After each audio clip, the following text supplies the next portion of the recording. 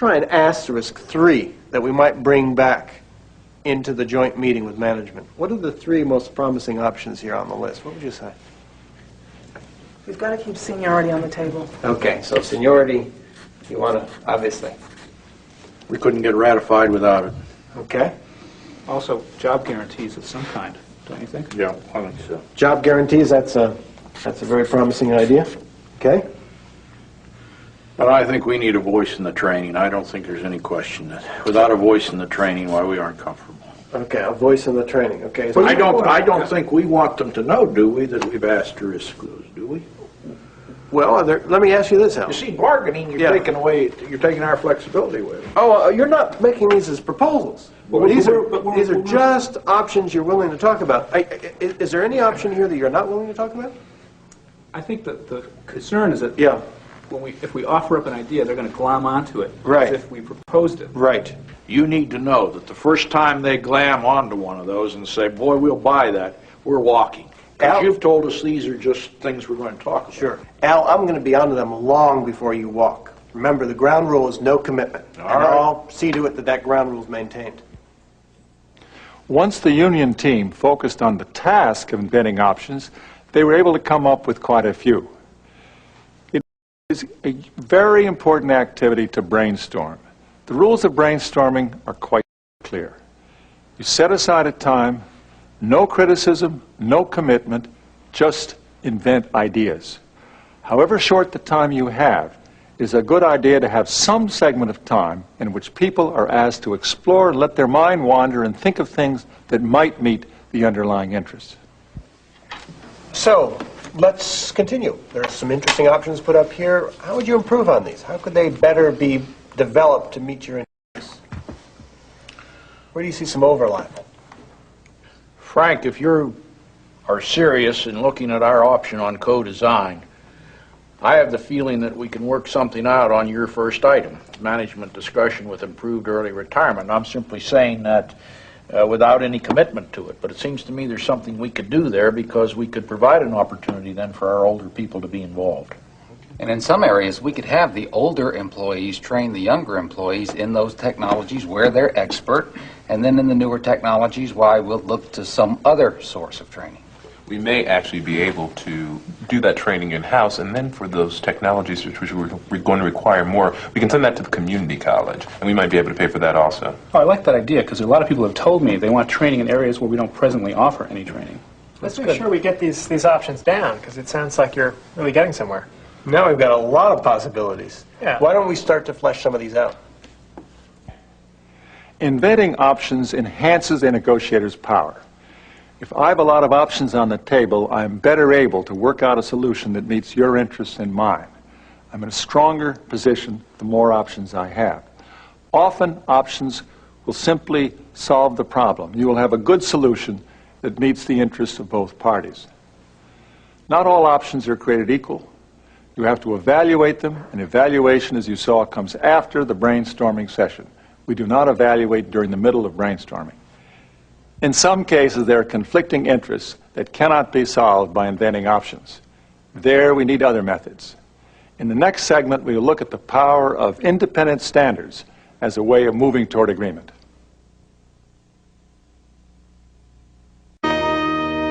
Segment 3, Standards.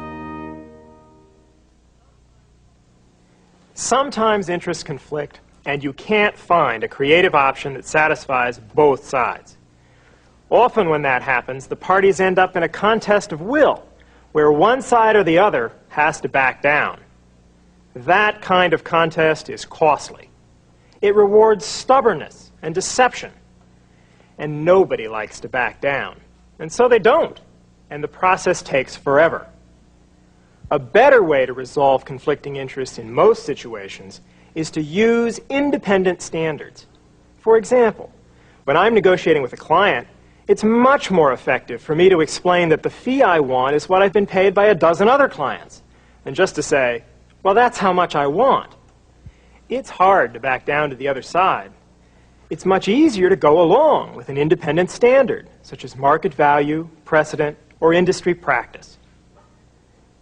Standards can be used as both a sword to persuade the other side and as a shield to protect yourself.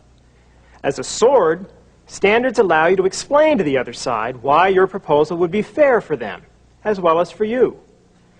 As a shield, standards allow you to explain why their proposal doesn't feel fair to you, wouldn't be appropriate according to some objective standards or precedents. Standards aren't created equal. You can look for the standards that are the most relevant, the most appropriate to the situation you're talking about. And some standards will seem more persuasive than others.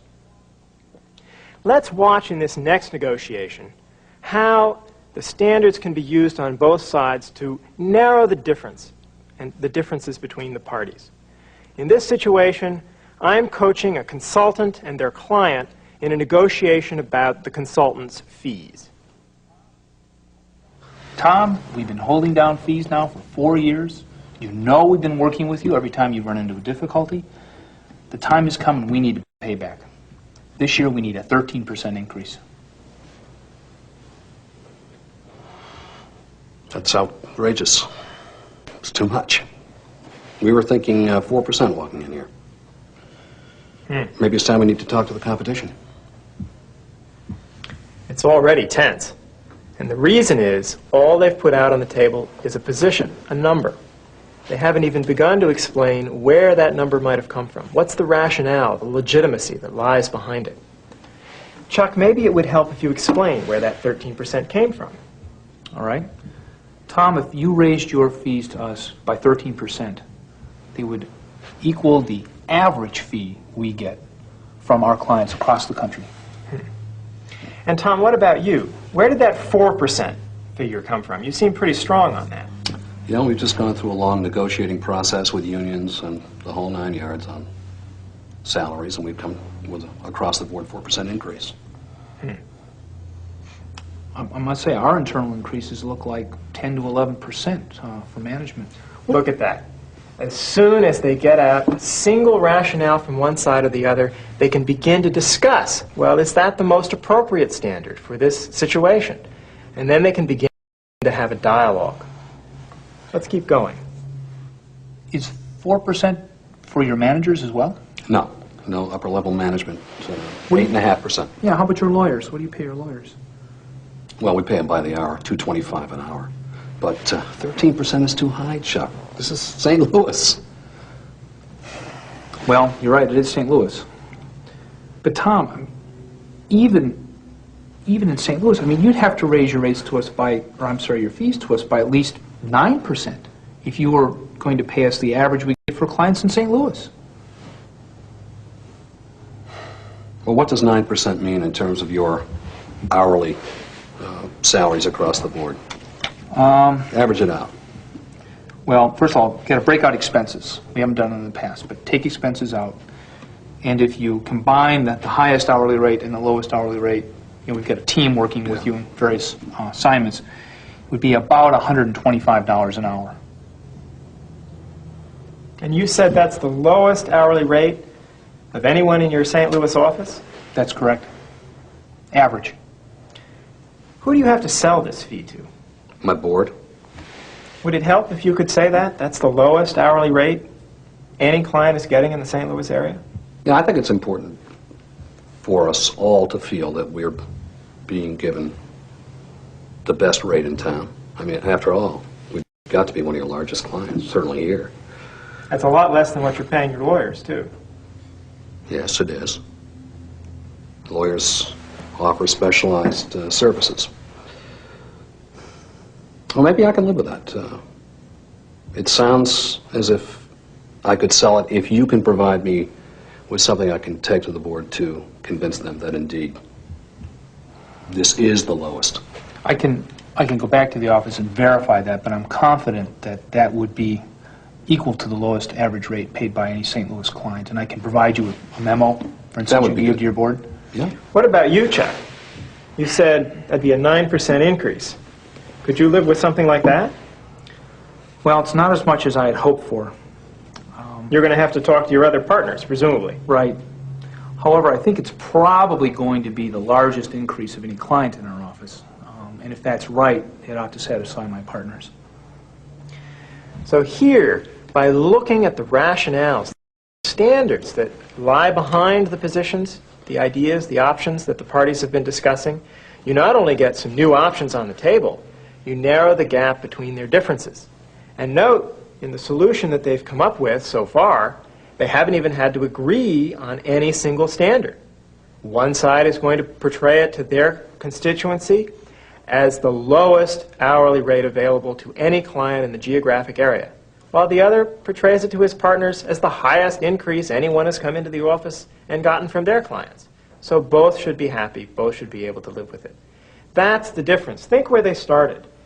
13%, 4%, bare numbers on the table. By looking to standards, rationales, legitimacy, and talking about which standards are more appropriate, they've found an option they can both live with. As you've just seen, one of the most powerful uses of independent standards is to help the other side persuade their constituents. And of course, they may help you persuade your constituents as well. When interests conflict and you can't find a creative option that satisfies both sides, be prepared to use independent standards to persuade both parties that an agreement is one that treats them fairly. Interests, options, and standards are a great way to deal with the substantive issues in negotiation. But negotiators are people first. Dealing with the people issues in negotiation is the subject of our next segment.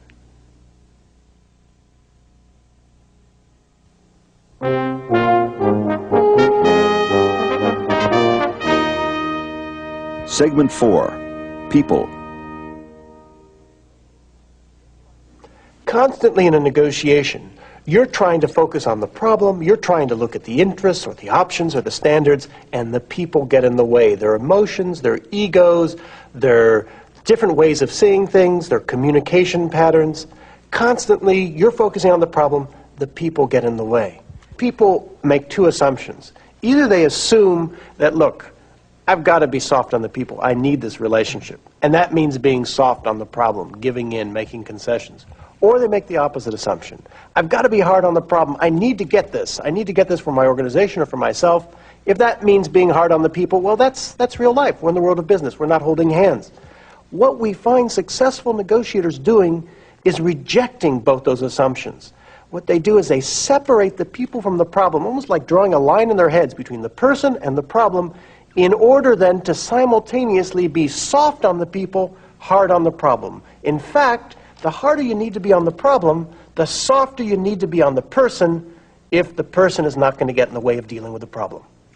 First part about emotions, I think, is to be aware of your own, be sensitive to where they are, feel them, and then be sensitive to the emotions of the other party. Try to acknowledge them, see if you can't understand how they're feeling.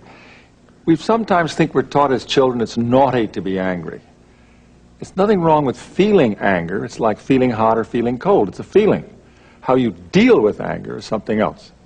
People have a tendency to believe that when they disagree about something in negotiation, one side has to be right or the other side, and somebody has to be wrong. Usually that's not true. If people feel strongly about an issue, it's much more likely that they have facts you don't have, that they see the situation in a different way, which is perhaps partially valid, perhaps even as valid as the way that you see it. Before you get into a heated argument back and forth about who's right, it's better to say, how do they see it? Is there some piece of what they see that if I knew would make a difference to me?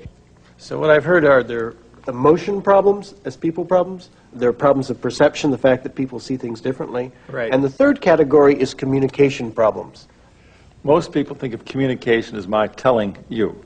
We think of the communication industry, broadcasting. Great communicators are people who talk and tell people things. I would say if communication is the problem, half of the problem is listening. In fact, the more important half is listening. Because unless I hear you, unless I understand where your head is, what you're thinking and feeling, I'm shooting it in the dark. I don't know what. So listen, active listening. Listening, acknowledging your feelings, acknowledging the other side's feelings, putting yourself in the other side's shoes, none of them involve making a concession to the other side. We deal with, the key point is to deal with people problems with people techniques and then deal with the problem on its merits. In the next negotiation, John Nathan is being asked for a raise by a talented young associate of his. John wants to avoid the raise. In fact, he wants to avoid discussing the problem by threatening the relationship, by indicating the relationship is at stake. He is deliberately, although maybe not consciously, mixing up the relationship with the substance. And Tim, asking for the raise, is fairly good in saying that the amount of the raise should not depend on the quality of the relationship. Let's watch. I've been here for 18 months. I've been working really hard. I came to this firm because I value your advice and what you've taught me so much. And I think that now I'm looking around, I'm seeing other people in the firm coming in, hiring laterally at higher salaries than I'm getting. I'm wondering perhaps, is there a reason for this? Is there a reason that I'm not being paid comparably to other people in my position? Oh, I hear what you're saying. You know that we're flying still a little low to the ground. We're trying to take this thing up to the 40,000 feet we think we ought to be flying at. You're doing a lot to help us get there. But you and I, we haven't talked money much. You knew coming in that we didn't have a lot of money to spend except on the projects and on the stuff that we're doing that are making us feel like we're contributing to something, making a difference out there. Money brought up between us at this time just seems inappropriate somehow. I'm uncomfortable about it. In what way? I'm sorry. Is there... I began by saying I'm proud of you, and I did feel corny about it. I mean, I do feel like your uncle or your dad. I mean, I brought you along. I think you'd say that you've learned quite a bit from me. Absolutely. If I in any way implied that the relationship was not important to me or was not the most valuable thing, I am sorry about that. It is, I've learned so much from you, and it's something that no matter where I work or whatever I do, what I learned from you is going to be so important to me. But I think we need to separate that somehow our working relationship and the work I do for this firm needs to be looked at separately. And my salary requests are really for what I think I can contribute to the work of this firm. Okay, so you just want to talk money, basically. Yes, money in terms of what I can do for the company, what I can contribute. No, I understand. I mean, I talk money with people all day long. You've heard me talk money. Half of the business is talking money. That's the part of the business that I like least. The part of the business I like most is what we do together. Fine. We're going to become merchants, basically, for the next 10 minutes and have a conversation about dollars and cents. Is that what you're asking me to do? I don't know if I would use the word merchants in the sense that... Well, it's a haggle, basically. It's a haggle. You could be a fishmonger, I could be a housewife. I even haggle. I don't like the word haggle that much either. I think what I would like to do is to say, yes, I am very committed to this company. I would like to see on a work-based relationship something that is comparable salary-wise. And I don't want to bring in our relationship and the reasons I came to this firm, what I've learned from you, as combined as to keep them separate. Okay, how much do you want?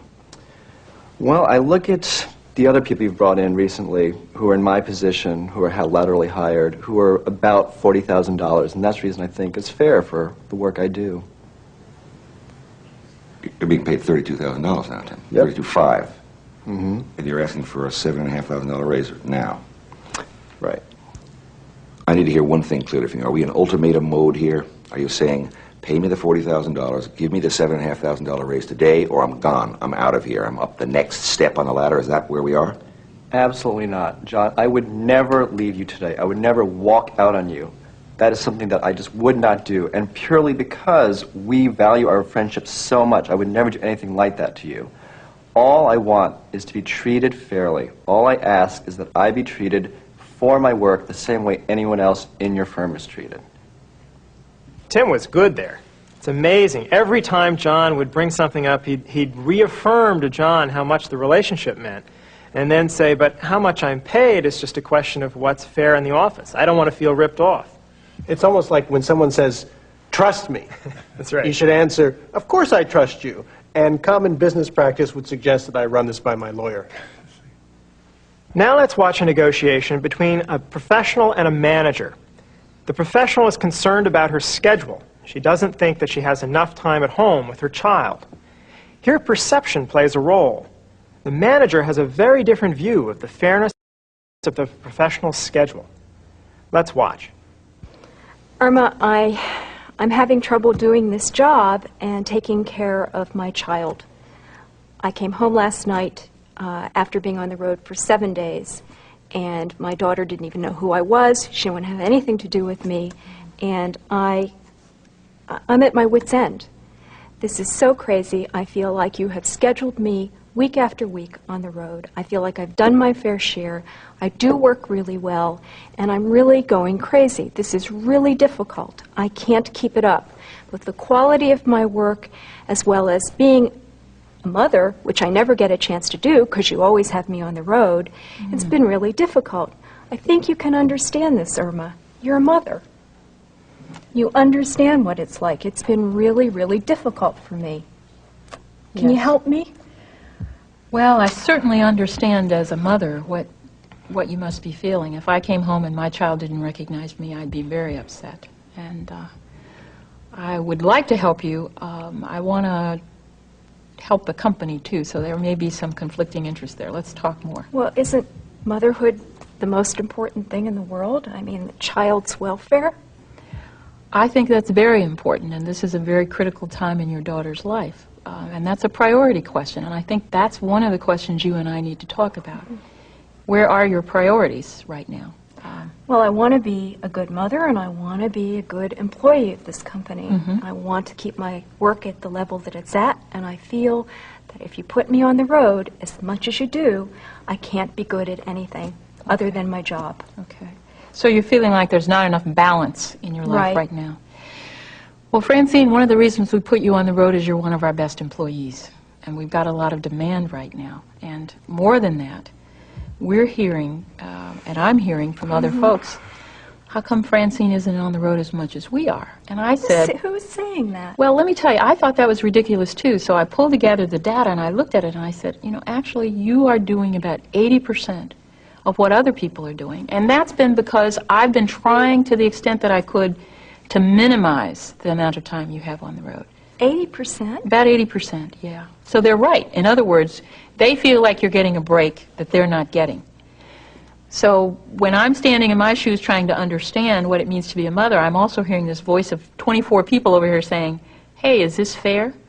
And I'm frankly facing the dilemma of saying, Francine, maybe you should do more, and you're now coming in saying, you got to give me less. Yeah, you got to give me less. Okay. I have several responsibilities. One is to keep you and those other 24 people happy, productive. But I also have to make this company work, and I have to make sure our clients are happy. This is our busiest season. There's no way at this point I can reduce the workload. I think we can talk... Wow. Well, yeah, I know that's, especially after what happened to you last night. I'm sure this is not good news. I can't reduce it right now, but maybe we could talk about some options long term that could give you some relief in the future. So you're willing to work with me on this? I'm willing to talk about it and to see what's possible, because I don't want to lose you. If there's a way to keep you, treat others fairly, and keep our revenue stream where it needs to be, I'm willing to work with you. Bill, what did you think of Irma's performance there? What did you see? I thought Irma did a beautiful job of separating the people from the problem, being soft on the person while remaining hard on the problem, keeping the company's interests in mind. No, she's certainly able to be firm and friendly at the same time. It really makes a difference when you can do that. It's not just the words, it's the tone, it's the spirit, it's the intent that lie behind the words. Well, all of these techniques are more than just, words or formulas that you memorize. They don't work as formulas. You really have to mean it. And that's why, that's why dealing with people is hard. You have to make this part of you and really make it work. But if you can, it'll make a big difference. In every negotiation, there are people problems. When these loom large, when they become important, you want to get the first basic point. Disentangle the people issues from the substantive ones of price, terms, conditions, whatever you have. Just take them apart. Deal with the substance on its merits. But don't try and buy the relationship. Don't give in on the substance in order to improve their personal relationship. Deal with the substance, disentangle it, and then turn to the people problems. Deal with the people problems using people techniques. Acknowledge your emotions and theirs without blaming one side or the other. Listen actively. Put yourself in their shoes and understand how they see it. Those are the techniques that allow you to make them feel respected and well treated. Above all, turn a face-to-face confrontation into side-by-side problem solving. So you're both sitting on the same side of the table facing the problem. You're attacking the problem jointly, not the people.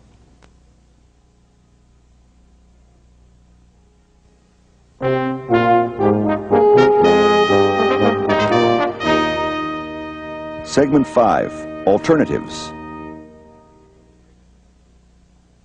In every negotiation, there's a dilemma.